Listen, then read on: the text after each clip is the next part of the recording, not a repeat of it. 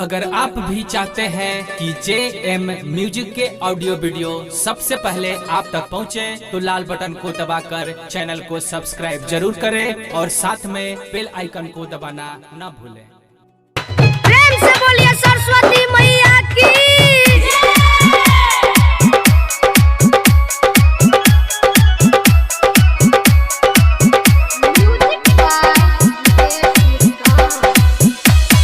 सबके जबेरिया के मैया नजर फेरलही गे, सबके जबेरिया के मैया नजर फेरलही गे। सरस्वती मैया हमारा बेरिया बोलना किया अखिया मुनलही गे, ये मैया हमारा बेरिया बोलना किया अखिया मुनलही गे।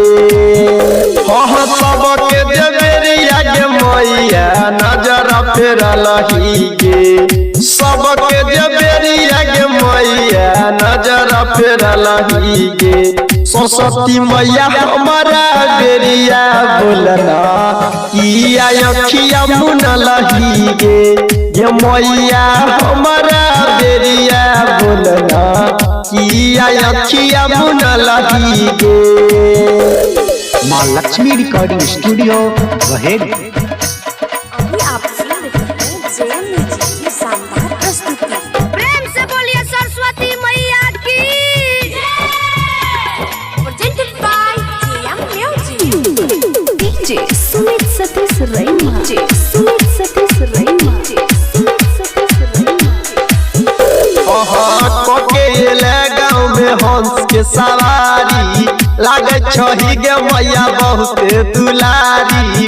पकेले गाँव में हंस के सवारी लागे छही गे मैया बहुते दुलारी। माटी के मूर्ति से मैया तू मुस्कुराही गे, माटी के मूर्ति से मैया तू मुस्कुराही गे।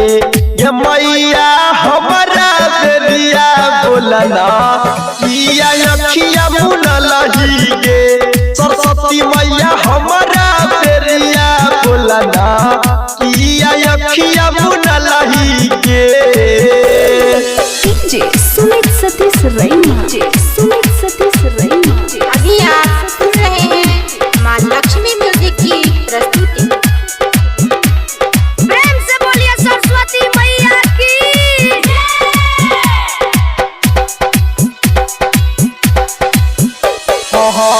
के संस्कार पर नजर फेरलही, गायक चंदू के किया भूल गेलही।